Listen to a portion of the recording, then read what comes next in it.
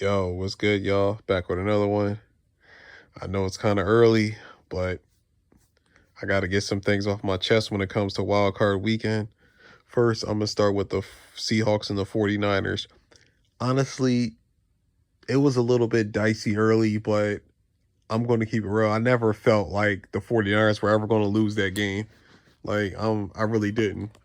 Like, yes, they played sloppy at the beginning of the game as far as like Brock Purdy was missing early down throws.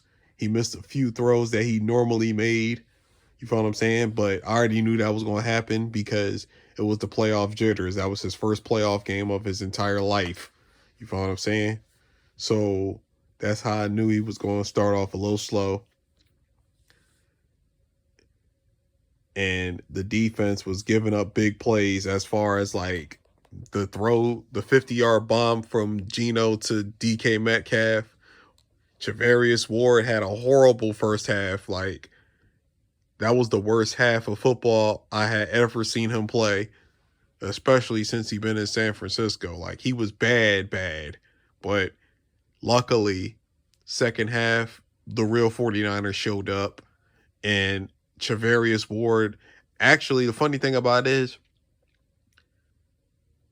people won't notice this, but Javarius Ward actually had the biggest play of the game because the play before the strip sack, Geno threw a perfectly good ball to DK Metcalf in the end zone, and Javarius got his hands up and deflected it. Like, he literally, like, by the skin of his fucking teeth, he got his hands up and deflected the pass. So after that play, that's when the game fucking turned for the 49ers. So I give Travarius a whole lot of credit for basically manning up and making up for having a bad first half, because after that play, the 49ers just fucking steamrolled fucking Seattle. Like, they looked overmatched after that play. But sometimes that happens because it's the playoffs.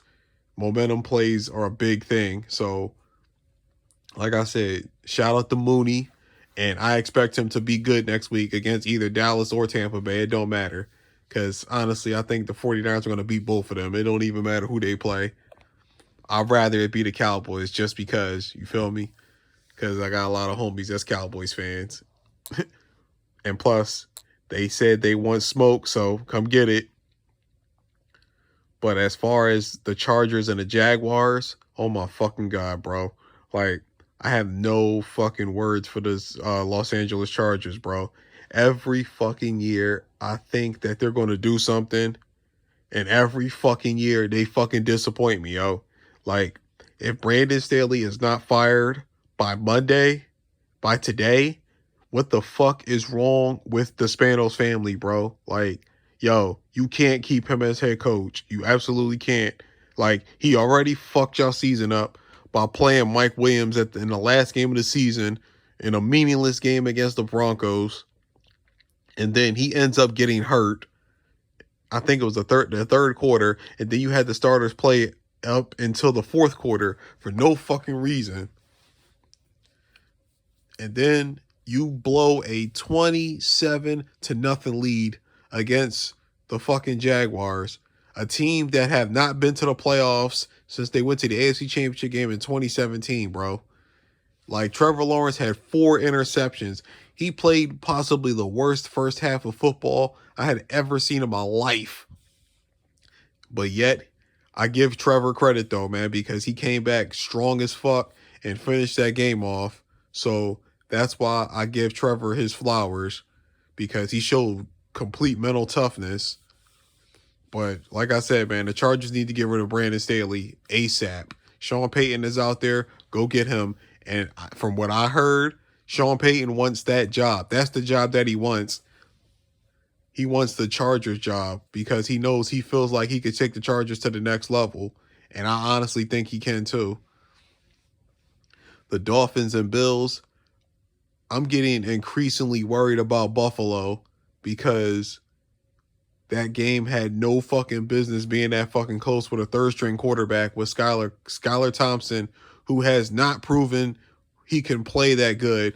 But like I said though, when I was talking with other people, Skylar Thompson's not the reason Miami lost. They lost because they missed a lot of fucking open plays early in the game, especially the wide receivers just dropped a whole lot of passes in the first half, like from Jalen Waddle to Tyreek Hill to a whole Mike Gesicki. They all dropped passes. Like, it was, come on, man.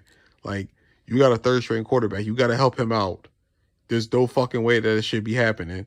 But Buffalo moves on. But the problem with Buffalo, they're getting increasingly turnover prone, especially Josh Allen.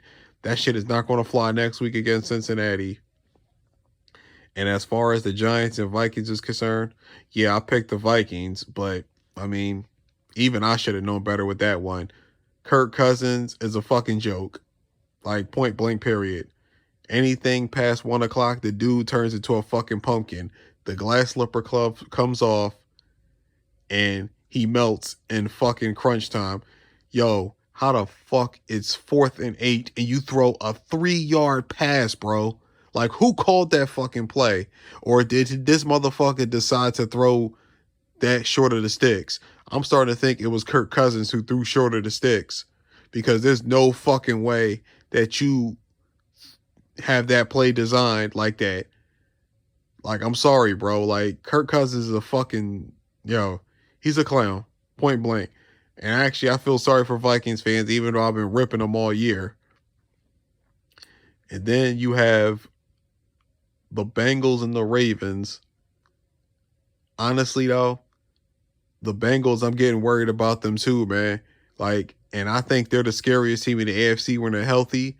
But the problem is their offensive line's getting beat up, and it's getting increasingly harder to protect Joe Burrow for them, man. Like, I really hope that they can find a way to get healthy, because if they don't, they might, even though I still think they can beat Buffalo next week, I don't know if they're going to beat Kansas City without a healthy line, man, because it's hard to get to the Super Bowl 2 years in a row, let alone get back to back with a bad low line.